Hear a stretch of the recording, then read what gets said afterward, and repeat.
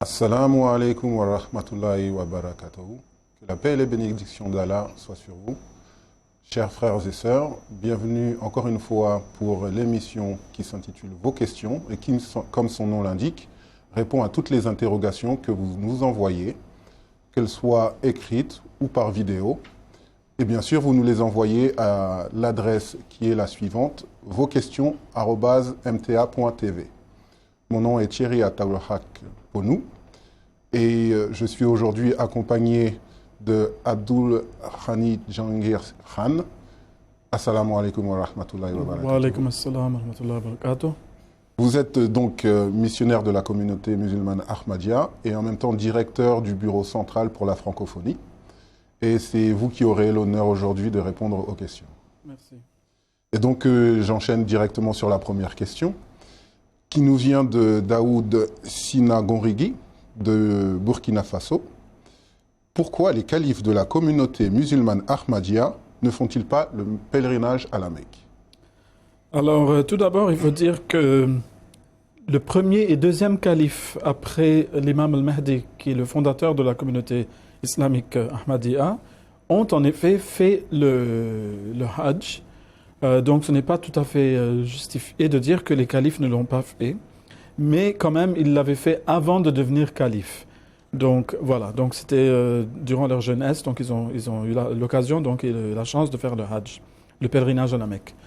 Mais la raison pour laquelle ils n'ont pas pu faire le Hajj par la suite lorsqu'ils sont devenus califes, et après eux, les troisième, quatrième et cinquième califes ou le calife actuel n'ont pas pu donc accomplir ce pèlerinage, c'est que l'une des conditions pour le pèlerinage n'a pas été accomplie.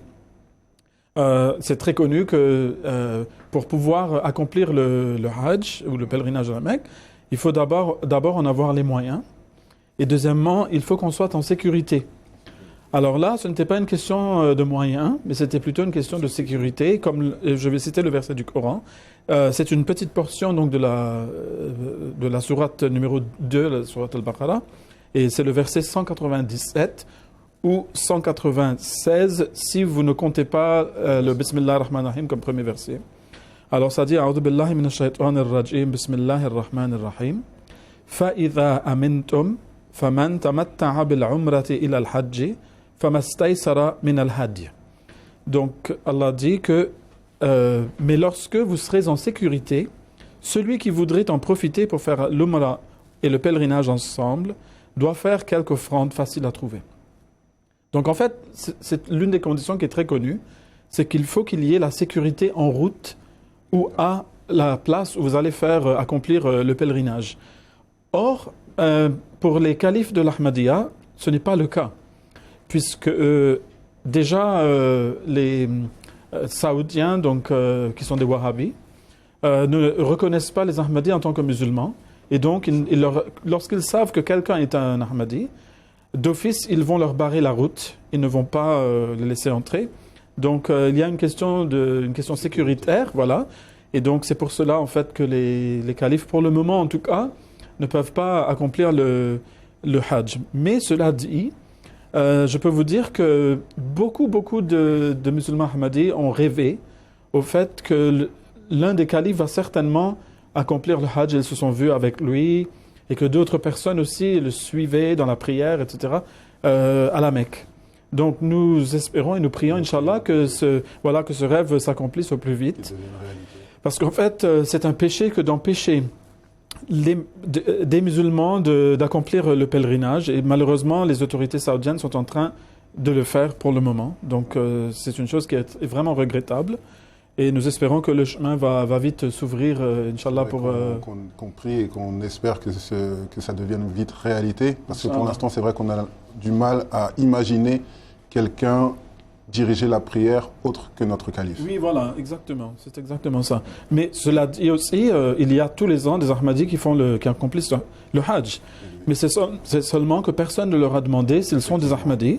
S'ils leur demandent, ils vont pas mentir, ils vont dire oui, nous sommes de l'Ahmadiyya, et donc là, ils vont les empêcher de l'accomplir. Mais puisqu'ils ne demandent pas posent nécessairement pas cette question-là, beaucoup arrivent à faire leur hajj, leur pèlerinage. Et d'ailleurs, lorsqu'ils font leur pèlerinage, personne ne s'aperçoit de rien, parce que nous avons exactement les mêmes rites que tous les autres sunnites qui sont là-bas. Voilà.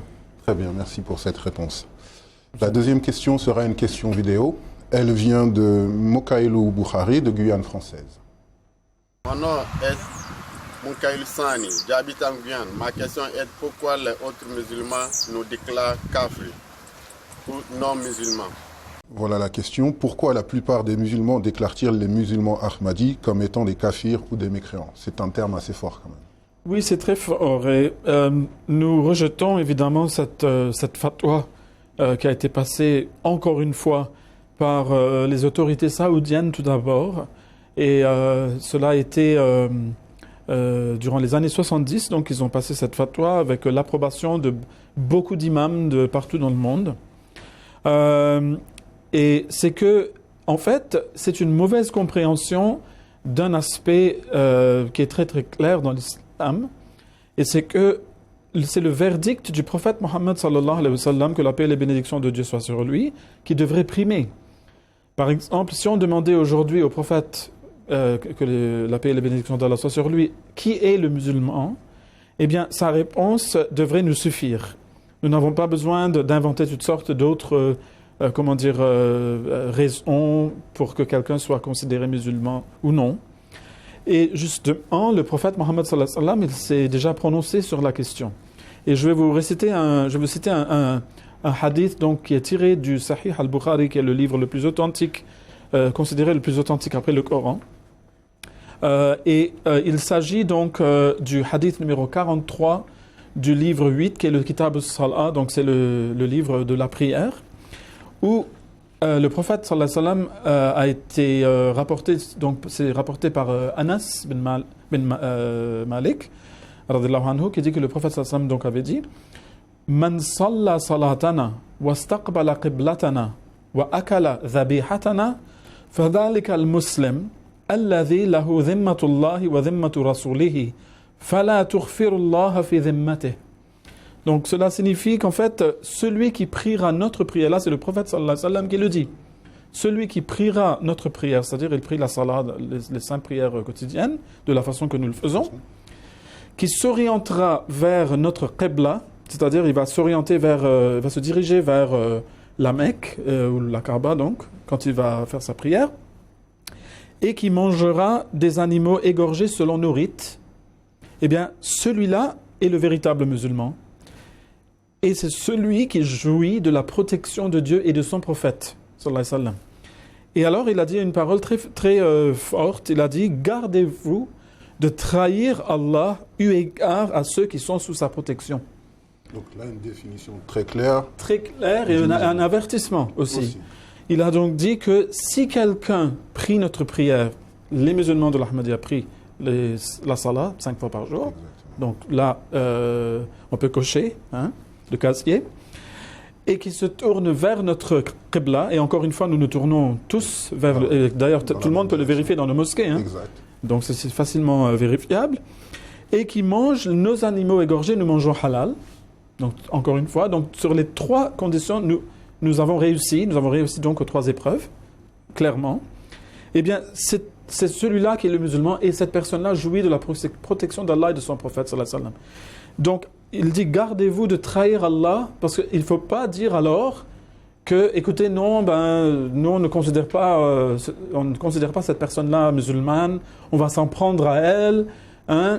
Rajouter des conditions. Voilà, mais le prophète dit: mais ne trahissez pas Allah lorsque vous savez qu'Allah est en train de protéger cette personne si elle fait ces 3 choses.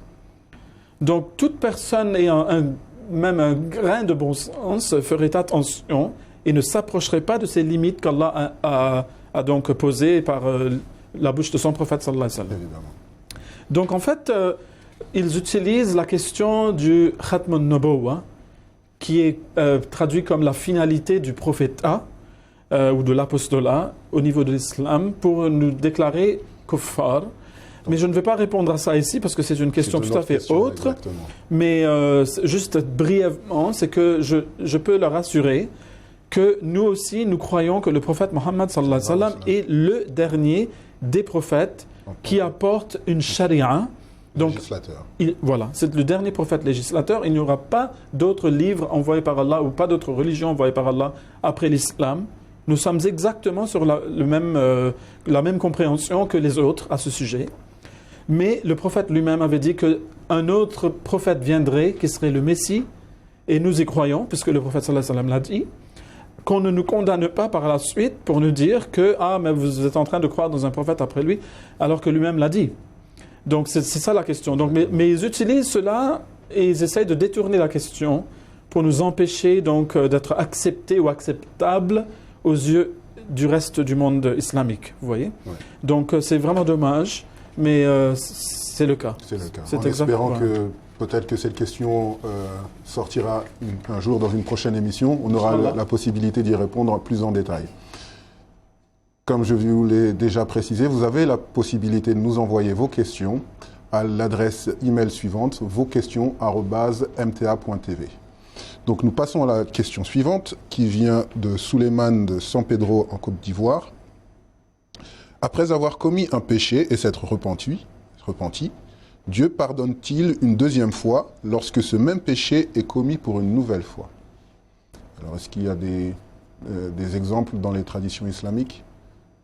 Eh bien, c'est une question très importante et intéressante puisque la vie future est la vraie vie. La vie dans ce monde est temporaire. C'est comme si nous sommes sur un arrêt de bus, mais lorsque l'autobus arrive, c'est là que commence le véritable voyage, vous voyez.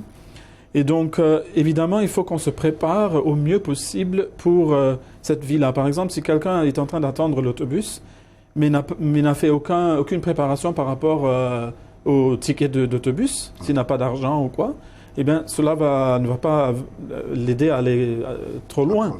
Exactement. Donc, il faut qu'il y ait une préparation quelconque au préalable. Eh bien, ici, en fait, il ne faut pas oublier une chose, c'est que Allah dit que « Wa rahmati wasi'at kulla shay ». La miséricorde de Dieu, ça englobe toutes choses. Et ça a le dessus sur toutes choses en fin de compte.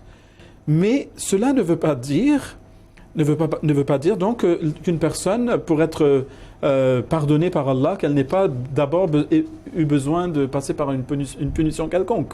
Évidemment. Donc en fin de compte, Allah peut pardonner à la personne, mais cela n'exclut pas le fait que cette personne-là ait besoin d'une punition quelconque. Et quand je dis punition, il ne faut pas le prendre dans le sens que Dieu est en train d'attendre là pour punir les gens, et c'est ce qu'il veut, et il s'attend à les punir. Non, non, non. C'est pas du tout ça. C'est la compréhension qui est répandue dans le monde religieux. Oui, c'est malheureux, mais on voit beaucoup de gens l'expliquer de cette façon. Ouais. Donc en fait, c'est que l'âme doit être préparée pour l'au-delà. Et si on n'a pas préparé son âme correctement ou convenablement pour l'au-delà, il faudra que l'âme passe par des processus qu'on appelle l'enfer, pour être remise à neuf. Mais ça va être difficile, comme quand on est hospitalisé ici, par exemple, si on a besoin de passer par des opérations quelconques parce qu'on s'est cassé une jambe, on s'est cassé autre chose. Enfin bon, c'est pénible, c'est douloureux. Ouais. Ce n'est pas une chose facile. Mais il faut passer par cela pour redevenir normal. Vous voyez ? Donc en fait, ça sera comme cela. Mais en fin de compte, le résultat est bon. Donc ici aussi, Allah dit qu'en fin de compte, sa miséricorde aura le dessus sur toute chose. Mais il a mis les gens en garde. Parce que si par exemple quelqu'un devait mourir et l'état de son âme est mauvais, eh bien il est en train de se lancer. C'est comme si une personne qui ne sait pas nager et qui se lance dans l'océan et n'a pas de bouée, par exemple. Ben, il aurait fallu soit qu'il apprenne la personne apprenne à nager, ou bien qu'il se munisse d'une bouée, par exemple, ou quelque chose pour flotter et pour ne pas couler. Mais sinon, quelque chose va lui arriver. Donc Allah nous a mis en garde. Et il a dit ici, وَلَيْسَتِ التَّوْبَةُ لِلَّذِينَ يَعْمَلُونَ السَّيِّئَاتِ حَتَّى إِذَا حَضَرَ أَحَدَهُمُ الْمَوْتِ قَالَ إِنِّي تُبْتُ الْآنَ وَلَا الَّذِينَ يَمُوتُونَ وَهُمْ كُفَّارٌ أُولَئِكَ أَعْتَدْنَا لَهُمْ عَذَابًا أَلِيمًا. Et c'est le verset 19 du chapitre 4. Donc la traduction est: il n'y a pas d'acceptation de repentir pour ceux qui continuent à faire le mal. Et c'est Allah qui est en train de parler, évidemment, c'est du Saint-Coran. Jusqu'au moment où la mort se présente à l'un d'entre eux et où il dit « Je me repens maintenant ». Donc à l'heure de sa mort, lorsqu'il voit que maintenant c'est trop tard, maintenant qu'il va mourir, donc maintenant il se repent, et bien Allah dit non. Il ne va pas accepter se repentir. Ni pour ceux qui meurent mécréants, mais dans le sens d'ingratitude, des gens qui n'ont pas connu, qui ont connu Allah, qui ont connu ses faveurs, mais qui ont été ingrats envers lui. Donc ça, c'est des mécréants. Parce qu'en arabe, kafir ou kuffar, ça signifie mécréant, mais ça signifie aussi quelqu'un qui est ingrat, ou des personnes ingrates, donc au pluriel. À la différence de personnes qui n'ont jamais été... qui n'ont pas été mises au courant. Voilà, Mhm. donc ces personnes-là, évidemment, sont innocentes. Donc Allah dit que pour cela, nous avons préparé un châtiment douloureux. Donc c'est cela dont j'avais parlé, c'est la remise à neuf, qui va être une remise à neuf très douloureuse, mais qui sera nécessaire pour qu'ils puissent continuer à vivre dans l'au-delà. Et donc Dieu est en train de nous mettre en garde. Donc il vaut mieux qu'on se repente de nos péchés bien à l'avance, avant qu'on meure, et on ne sait pas quand on va mourir. Exactement. Donc il faut toujours être prêt pour l'heure de la mort. Comme le Messie promis, le fondateur de la Jamaat Ahmadiyya avait bien dit, que vous devez penser que chaque jour où vous êtes vivant, que c'est votre dernier. Et que demain vous serez mort. Donc si vous arrivez à vivre comme cela, vous serez toujours prêt à affronter la mort et votre âme sera dans une bonne condition pour affronter la vie à venir. Et donc il faut se repentir et ne plus retourner au péché. Mais cela dit, parfois des personnes retombent dans le même péché. Évidemment. Mais ils se repentent à nouveau. Si à chaque fois qu'ils se repentent, ils sont vraiment sincères et ils ont vraiment l'intention de ne plus retomber dedans, et ils ne pensent pas dans leur tête que là je suis en train de demander pardon, mais tout à l'heure je vais refaire tout ça, donc ce ne serait pas un repentir sincère. Mais si c'est vraiment sincère, Allah va accepter ce repentir, même sachant que son serviteur va pécher encore une fois. Mais à ce moment-là, il accepte le repentir parce qu'il est sincère, vous voyez. Donc Allah en fait est miséricordieux, il nous donne beaucoup de chances, mais il ne faut pas tenter Dieu non plus. Voilà, il ne faut pas gaspiller ses chances. Voilà, il ne faut pas gaspiller ses chances, exactement, vous avez bien dit. Jazakallah. Merci pour cette réponse. La question suivante est une question vidéo. Elle nous vient de Cheyenne Akram, à Épernay, en France. Assalamu alaikum wa rahmatullahi wa barakatuh. Je m'appelle Cheyenne Akram, de la Jamaat de France. Ma question est pourquoi les catastrophes naturelles ont-elles lieu? Alors, est-ce qu'il y a une raison pour laquelle les catastrophes naturelles ont lieu? Oui, en fait, bon, l'une des raisons, c'est que Dieu a fait les lois de la nature telles que de temps à autre, il faut bien qu'il y ait des catastrophes naturelles. Mais il ne faut pas oublier que, comme on dit en anglais, il faut regarder the big picture. Hein. Il ne faut pas qu'on se concentre seulement sur notre petite personne à nous-mêmes. Ce qui est une catastrophe naturelle pour les uns est une aubaine pour les autres. Alors, par exemple, il y a certaines créatures vivantes qui ont hâte qu'il y ait, par exemple, un feu de forêt. Parce que, par exemple, il y a des graines qui ne vont germer que s'il y a du feu qui passe dessus avant. Alors, évidemment, pour ces créatures-là, c'est une aubaine. Par contre, pour les créatures qui ont été prises dans le feu, dans l'incendie, eh bien, ces créatures-là vont mourir.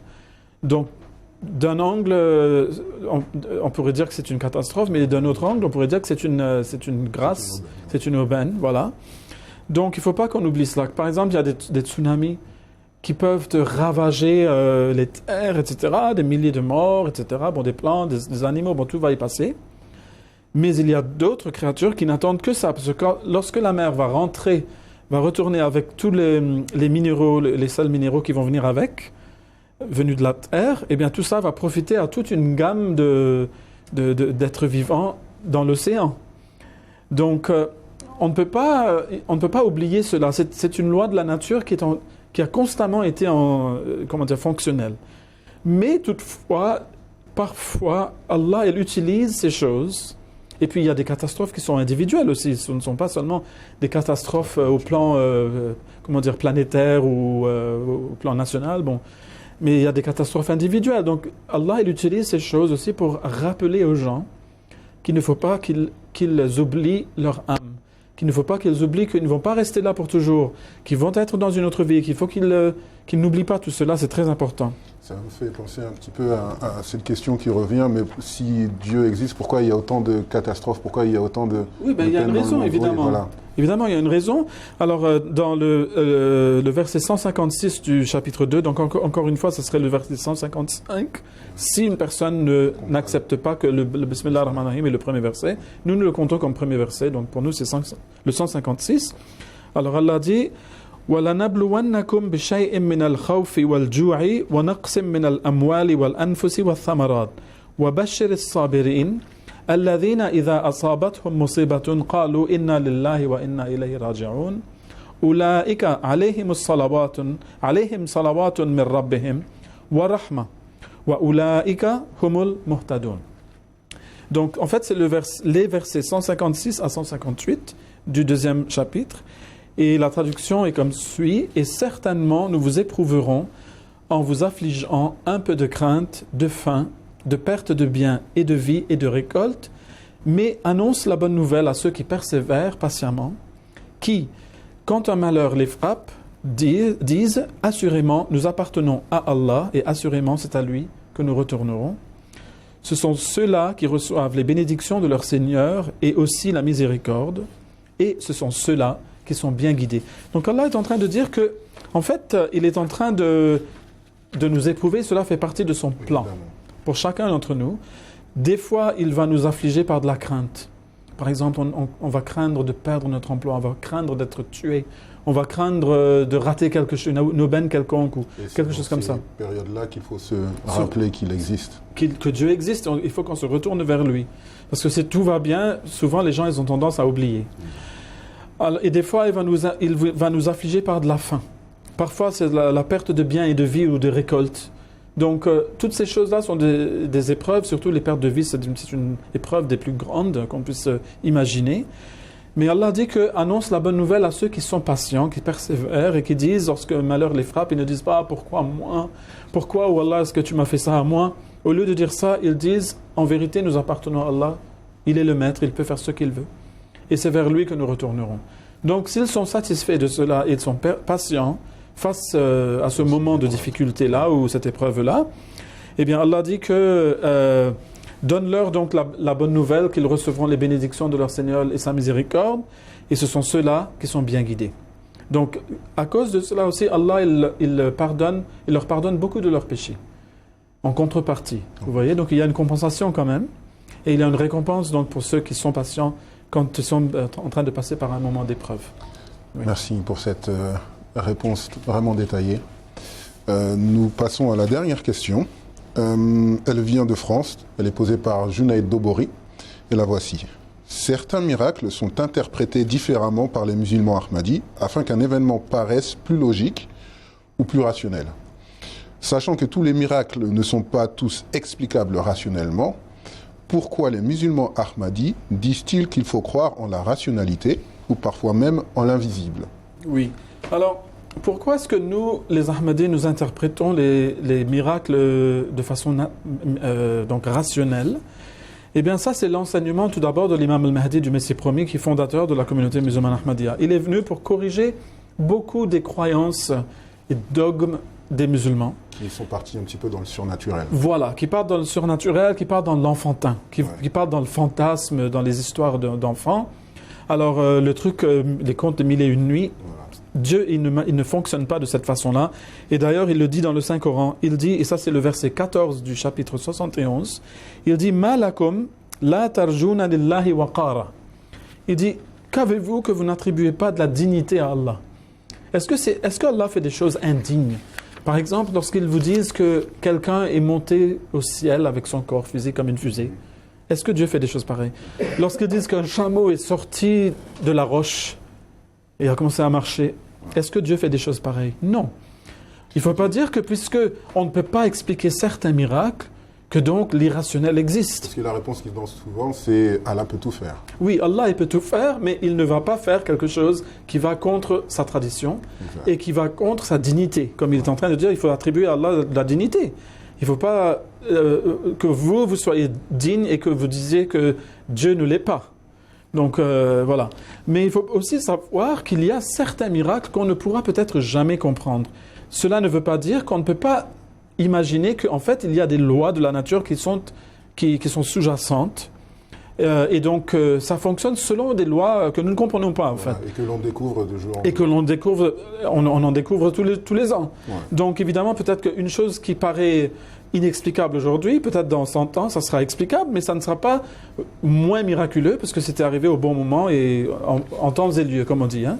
Parce qu'Allah dit, je vais terminer ici, il dit, et c'est le verset 60 du chapitre 6, وَعِنْدَهُ مَفَاتِحُ الْغَيْبِ لَا يَعْلَمُهَا إِلَّا هُ. Et avec lui sont les clés de l'invisible, lui seul les connaît, personne ne les connaît excepté lui.